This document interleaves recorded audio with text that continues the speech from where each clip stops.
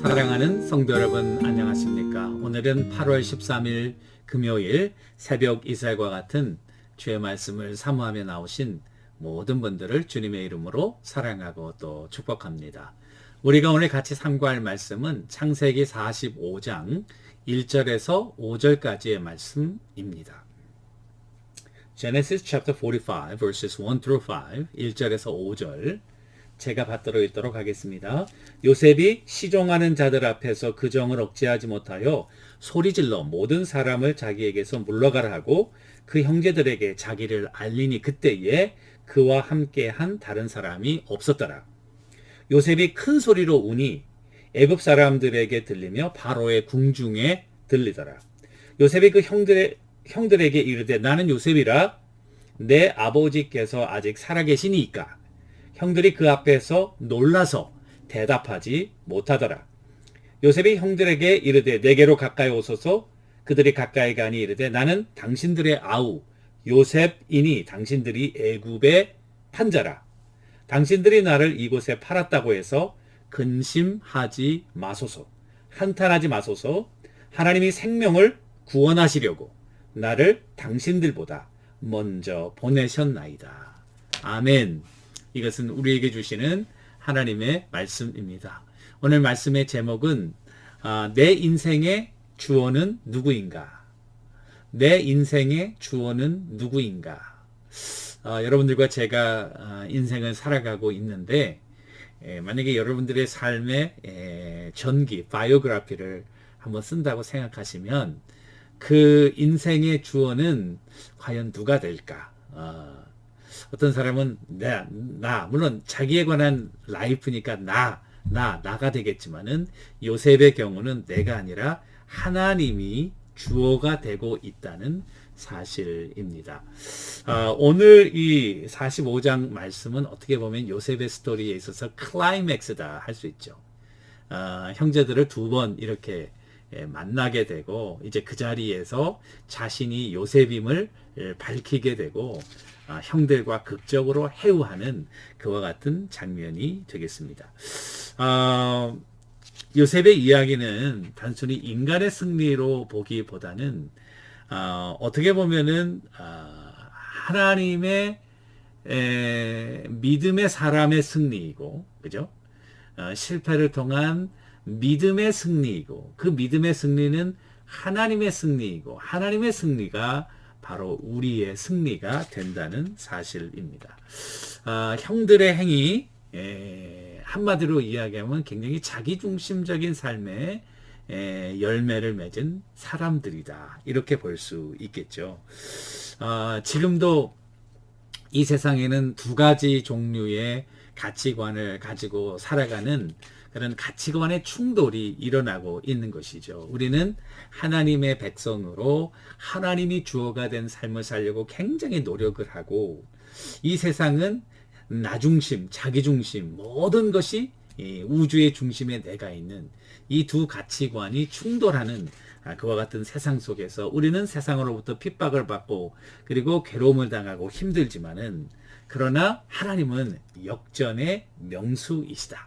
회복의 전문가이시다. 여기 보면 마지막 순간에 하나님이 그의 인생을 역전시키시고, 그리고 정말 그 자기를 팔았던 형들, 원수와 같은 형들을 사랑으로 보듬게 하시고 회복게 하시는 놀라운 역사가 일어나게 되었다는 사실입니다. 세상에는 두 종류의 인생이 있죠. 하나는 자기중심적인 삶. 어릴 때부터 죄로 말미암아 태어난 우리들과 나는 다 자기중심이죠. 모든 것이 나 중심이에요. 말을 가르쳐 주지 않아도 모든 것이 내 생각, 나로 가득 차 있는 그런 인생을 보게 되는 거죠. 그런데 요셉도 처음에는 자기가 꿈을 꿀 때 내 꿈을 들으시오 형들에게. 그러지 않아도 아버지가 요셉만 사랑하고 요셉에게 좋은 옷을 입히니까 형들이 그냥 시기하고 미워하고 질투해서 죽겠는데, 거기다 대고 하나님이 나에게 꿈을 주셨는데 listen to my dream. 이러니까 형들이 저 꿈쟁이 드리머 그러면서 결국 그를 팔았던 것 아닙니까? 어떻게 보면 요셉도 하나님의 계시에 귀중한 그런 중간에 있었지만은 그의 삶의 어느 부분에서는 여전히 자기중심적인 그런 삶을 살았다는 사실을 우리들에게 보여주고, 결국 그와 같은 자기중심적인 삶은 형들도 그렇고요.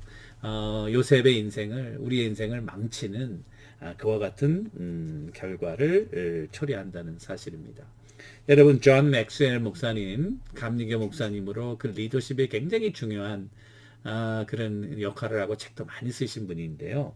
함께 승리하는 신뢰의 법칙이라는 책에서 영국 웨스트민스터 한 사원의 비석, 11세기 한 주교인데요. 거기에 다음과 같은 그 글이 써져 있다라고 인용을 해서 한번 들어보세요. 어리고 철없는 시절 나는 끝없는 상상의 날개를 펼쳤다. 나는 세상을 변화시키는 꿈을 꾸었다. 나이가 들고 철이 들자 세상이 나로 인해 바뀌는 일은 결코 없을 것이라는 것을 깨달았다. 그리고 목표를 조금 낮춰서 이 나라를 변화시키리라고 결심했다. 그러나 이 역시 불가능해 보였다. 인생의 황혼기에 접어들 무렵 나와 가까운 가족만이라도 변화시켜 보겠다고 마음먹었다. 하지만 그들은 내 말을 들으려 하지 않았다. 이제 마지막 내 인생의 끝자락에서 깨달았다. 맨 처음 나 자신을 바꿀 수만 있었다면 그것을 본보기로 가족들을 바꿀 수 있었을 것이다. 그랬다면 가족들의 지원과 격려에 힘입어 나라의 발전에 이바지할 수 있었을 것이고 세상까지 바꿀 수 있었는지 누가 알았겠는가, 이런 말입니다. 그러니까 뭐 다 바뀌는 것도 중요하지만 제일 중요한 거는 내가 바뀌는 것이야말로 가장 중요한 변화이고, 그와 같은 내 인생의 주어가 바뀔 때에 우리 가족들에게도 영향을 미치고 우리가 살고 있는 커뮤니티와 이 나라와 온 세계의 변화에 그와 같은 촉매제가 될 수 있다는 사실입니다. 여러분들과 내가 그 한 사람의 가치관을 알려면 그 사람이 중요한 순간에 어떠한 결정을 했는가를 보면 알 수 있습니다. 여러분들 오늘에 이르기까지 여러분들이 중요한 결정들을 하신 거예요.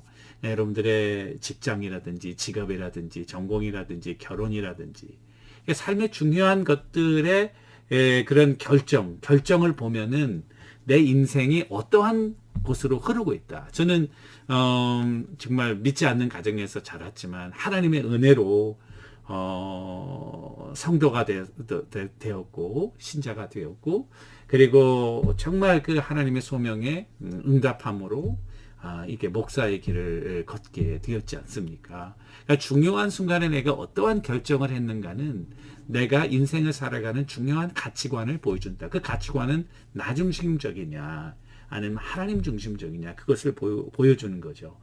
이 요셉도 보면은 중요한 순간에 중요한 결정을 하고 있거든요. 보디발의 아내에게 유혹을 받을 때 어떻게 보면 정말 중요하고 위험스러운 순간인데요. 이 요셉이 어떤 결정을 합니까? 39장 9절에 보면은 이런즉 내가 어찌 이 큰 일을 큰 악을 행하여 하나님께 범죄하리까. 하나님께 그러니까 범죄하지 않겠다고 하는 그런 결정, 하나님 앞에서 살아가고 있다는 그런 가치관을 보여주는 거죠. 또 요셉이 바로의 꿈을 해석할 때도 자기를 드러내기 위해서 내가 꿈을 해석해 주겠다 뭐 이러면 되잖아요. 자기가 해석하는 거니까요. 하나님이 그를 통해서 해석하니까요. 그런데 요셉 보세요.